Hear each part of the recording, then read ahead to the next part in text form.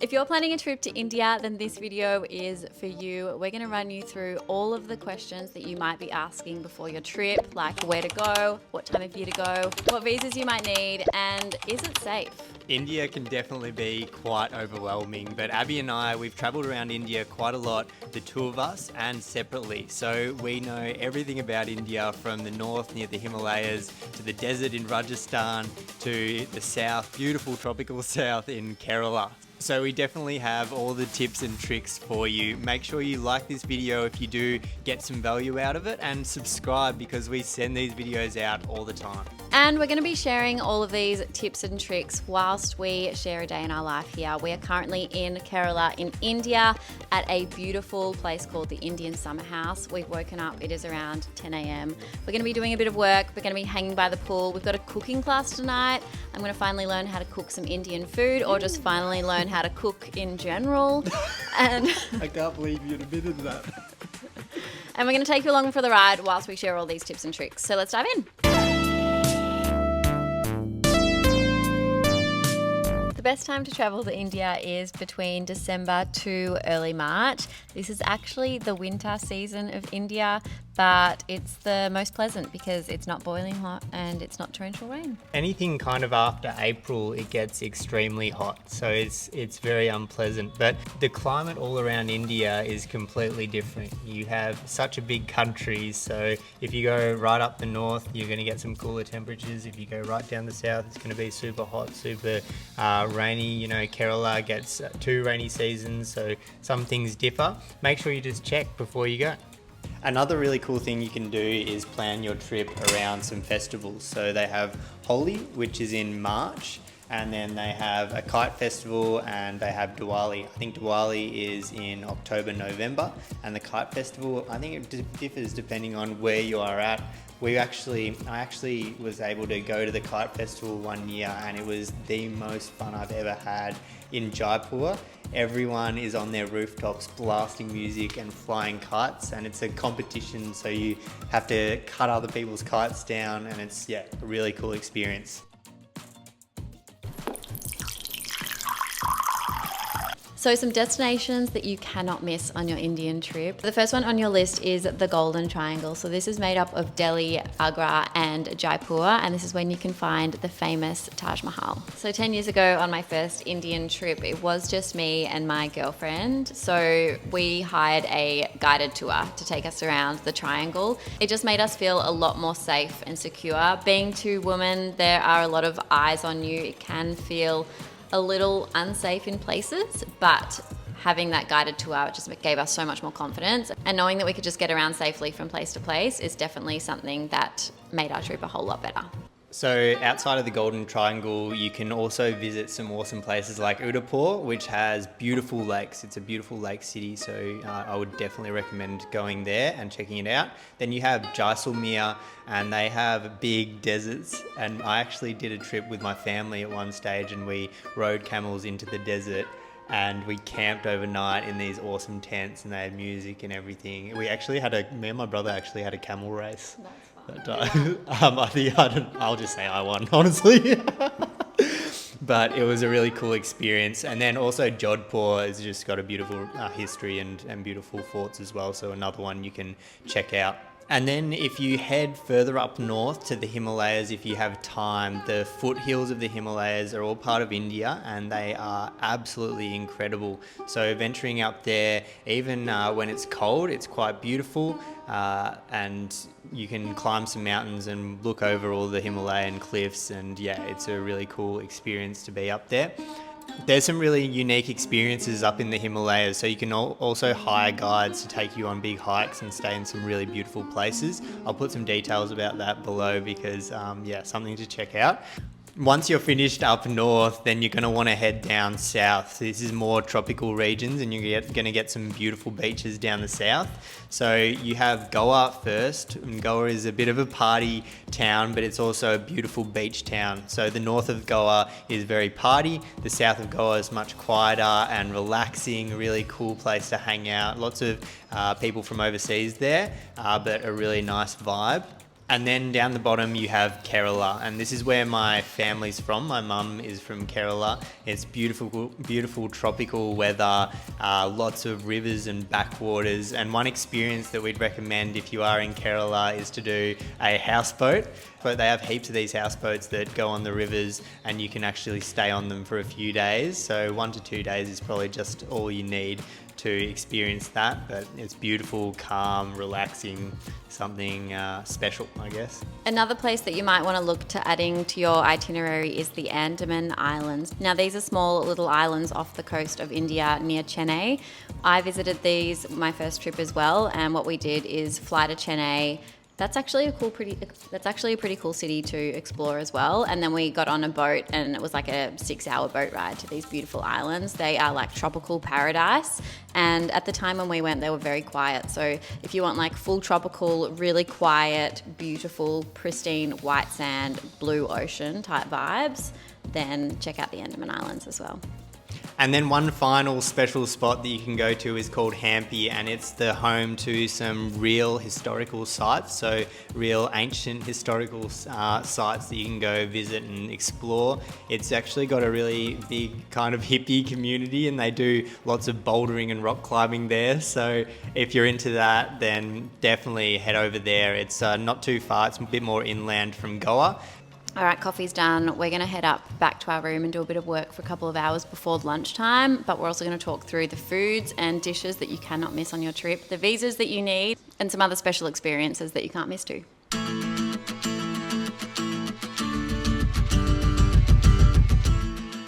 So in terms of transport in India, there are several ways that you can get around. The first one is obviously Uber. Uber is great here, all over Mumbai, all over Kerala, and pretty much everywhere you go, unless you're in super remote areas, you can easily get an Uber, which is great because it also locks in the prices, and safety-wise, it's just a bit more safe as well.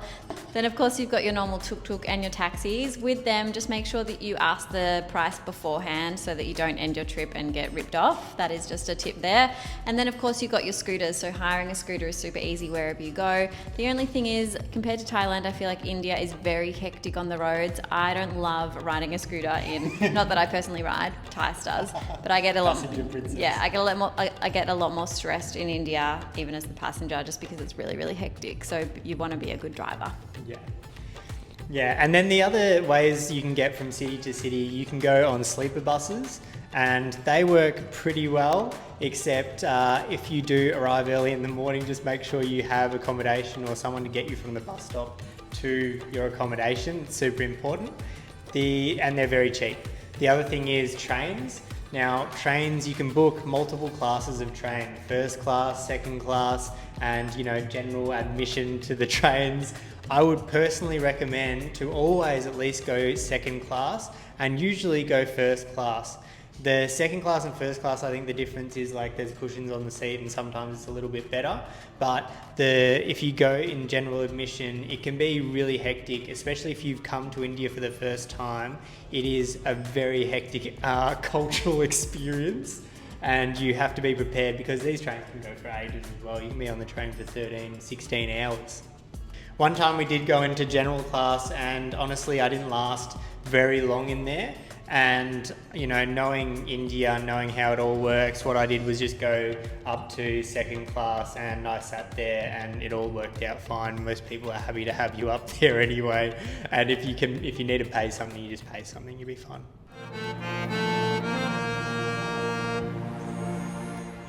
We just finished lunch. It was very delicious. So good. So good. And we're by the pool. We thought we'd talk a little bit more about social etiquette in India, because it is important. You want to make sure that you're respecting the culture. So there's a couple of things. If you're a woman in particular, you want to be covering up your arms and your shoulders, your breasts, all of those sorts of things you need to be covering up, and your legs, especially in the north of India. One easy way to do this is just carry a scarf with you at all times, and then you can wrap yourself up when you need to. The other thing is, if you go to temples or anything, you need to take off your shoes, or people's houses, take off your shoes. You'll see a pile of shoes out the front. If there's a pile of shoes, just take them off. Super simple. Is there anything else? I guess if you're a man as well, going into temples, most men will actually dress in trousers and a shirt, and that just shows respect to the temple that you're entering. So is India safe? A question that a lot of people ask, in particular women. As a woman myself traveling to India the first time, I think I felt generally safe. I definitely wouldn't have been walking around at night by myself, or me and my girlfriend at night. We would not be walking the streets. But as a general rule, it is very safe. But like any country, you must keep your wits about you. I would recommend getting a tour guide if you're unsure of areas. Like I said, we did the Rajasthan and Delhi and Golden Triangle, and we had a tour through that, which helped us feel really, really safe. But other than that, just avoid walking at night and cover up so you avoid unnecessary eyes and attention. Also, for female travelers, there is an app called Safety Pin that can help you detect areas that are safe and not particularly safe, so you could always download that. And then making sure when you're booking accommodation, just make sure you find accommodation that's trusted. In terms of other things you might need to know, carry travel insurance with you at all times, used bottled water, and you might also want to carry anti-diarrhea medication just in case. If you do need any sort of medications, the pharmacies all around India pretty much will supply you with anything. So just keep that in mind. The first time I did come to India, I got very sick on 3 separate occasions. Now, you don't know if it's the food you're eating, if it's the water that accidentally slips into your mouth when you're having a shower, or if it's literally just like touching something and then putting it on your face. Carry hand sanitizer with you. And on top of the water, if you're eating food out, just make sure you go to places with a high turnover of food, so then you know it's fresh. And make sure you steer clear of, salads that have been washed in water, fresh things that have been washed in water, and also rice that's been sitting there for a while. And one more hot tip, although you might want to buy Western food, this is the thing that gets people sick the most time, because Indians don't necessarily know how to cook Western food, so they might not prepare it the right way. So just be very wary of that. So some fun facts before you go to India. The Indians use the Indian rupee to purchase things, and it's actually probably the most widely used is cash, so make sure you carry some cash with you. The other thing is you can download an app called Paytm, and that's sort of an Apple Pay app, and you can pay using that. Some countries allow you, or some countries' banks allow you, some don't, so give that a go. Easy way to get around. We like to use Wise because we can load a heap of currencies in there and the exchange rate is super good, so you kind of don't pay any fees. We're not sponsored, but if you want to sign up to Wise, there's a link below so you can hit that up. We just decided to move inside because it's a little bit hot. We're actually just undercover next to the pool. I think we'll go have a dip pretty soon. After this, sure. For sure. So another thing to make sure you get into is the food. The food in India is so versatile. There's so many different dishes you can try out there. We would recommend going on food tours. Some of the places to go and do these in Delhi would be a fantastic one to do a street food tour. We've done one before and it was exceptional. So some of the best food I've ever eaten, I think. We also did one in Mumbai, which was really great. But wherever you are, I would just seek out a food tour and try the food, and don't be scared. Make sure they have a lot of reviews and you should be fine. You can find these tours on Get Your Guide or Airbnb. I think we booked one through Airbnb, and then Get Your Guide has heaps of them on there. So some of my favorite dishes, just so you get an idea, is tandoori chicken or anything tandoor in North India. You are gonna love that. Then you gotta have a mango lassi. They're a mango smoothie kind of drink, and they serve them in clay cups, and they're super delicious. You gotta go to the south and get masala dosha, which is a pancake with potato masala inside, and there are so many more. I could honestly keep listing like a million. Masala chai is their traditional chai tea, which is full of spices and really delicious. And also try some street snacks like pani puri and the samosa. So when you're planning your trip, make sure you get a visa online. You can get an e-visa. It's super easy to apply for. I think they recommend to apply 2 weeks in advance. So just apply for that. You'll get it pretty easy. We didn't have any trouble. Abby got a 5-year one, so you can get a really long visa, multi-stay visa. There's also a 30-day and a 1-year visa, and I think the 30-day one is 25 USD. So cheap, easy. One tip that we would recommend doing is when you're traveling through Indian airports, for some reason they are so particular on cords, and we have a lot of cords that we carry along with us. So like, charging cords, battery packs, all of that sort of stuff. They make you take out every single nook and cranny and bit and bob of your out of your suitcase, wherever it is. And it's not even just cords, it's anything metal. So coins, all of those sorts of things you need to separate. So what we do now is we put it all in a plastic bag and just have the plastic bag, so then we can just put it in there because we got a whole lot of them. So yeah, we learned that the hard way. So the first time we went through in Mumbai, Tice had to take out literally everything out of his suitcase, and it was embarrassing. It was time consuming. It was a nightmare. We were so angry. I think I took out 30 trays. 30 trays of things separately. So if you've got all of that sort of stuff, just put it in one Ziploc container, and so you can easily take that out as well. So it's about 3 p.m. We are going to have a bit of a dip in the pool and then enjoy some afternoon tea. And then we're actually doing a cooking class tonight. So at 5 p.m. tonight, we're going to head into the kitchen here at the Indian Summer House.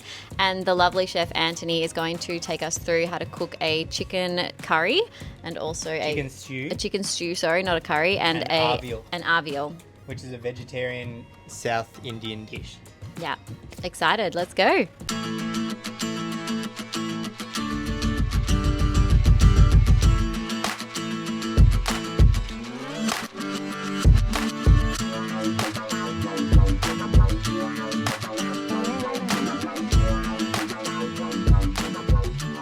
So we just finished up a cooking class and then went for another little cheeky dip, and the cooking class was so fun. Like, I am not a good cook at all, and to be fair, it was sort of prepped out already, and all I had to do was add the ingredients into the bowl. You did it well. I did it well. I was a good ingredient pourer into the bowl. And you made the lotus flower appam. And I made the lotus flower appam, so I learned a little bit. But yeah, it was super tasty, and then we enjoyed the meal with some fellow guests here. So if you are in Kerala, we highly recommend staying at the Indian Summer House. It is a beautiful sanctuary. We've been here for 5 days, and it is the most relaxing place ever. Tice? We don't want to leave. No. We don't want to leave. The staff are super friendly and look after you really well. It's just beautiful, and a massive pool. There's so nice. There's tours. They bring you tea at 4 p.m. There's tours. We even went on a little canoe across the river to a tea house, which was really cute, an old tea house. And then they have all these other activities. Abby and I have been working, so we probably didn't take up them. You did a massage. Yeah, did a massage. There's a gym. There's yoga. Everything. So I reckon this is a hidden gem of Kerala. So we'll pop all the details below so you can check that out. The other thing that we want to talk about is the cost of living in India, or the cost of traveling. You can travel pretty cheap in India. I think if you're a backpacker, you should only be spending really $30 to maybe $50 a day maximum, and that includes accommodation if you're a backpacker. If you want something nicer, obviously there's a lot of nice hotels, and actually I'd recommend giving a palace hotel a go, because there's some really beautiful hotels created in these old palaces. So you can spend a lot more money, but yeah, $30 to $50 a day, absolutely fine. So as a little bonus, there's 2 experiences that you can do, and it depends on what you feel you're comfortable with, but one of them is a slum tour, and we did this in Dharavi slum in Mumbai. It's only going to be around for a couple more years, but it was definitely a really eye-opening experience and really nice sort of thing to see. And we have a whole video on this, so just make sure you check it out. Another one of the experiences could be to visit Varanasi, and this is India's probably most spiritual place. It's on the Ganges River, and a lot of people, when they pass away, are actually cremated on that river. This is a really wild experience, and probably some people might not enjoy it, but if you do want to see something real and see something that's special to India, then that's something you should visit. All right, guys, that is a wrap for our Indian recommendations. If you got any questions, make sure you drop them below. We are so happy to help and happy to answer them. Make sure you give this video a like and subscribe to our channel so you never miss a video. Peace.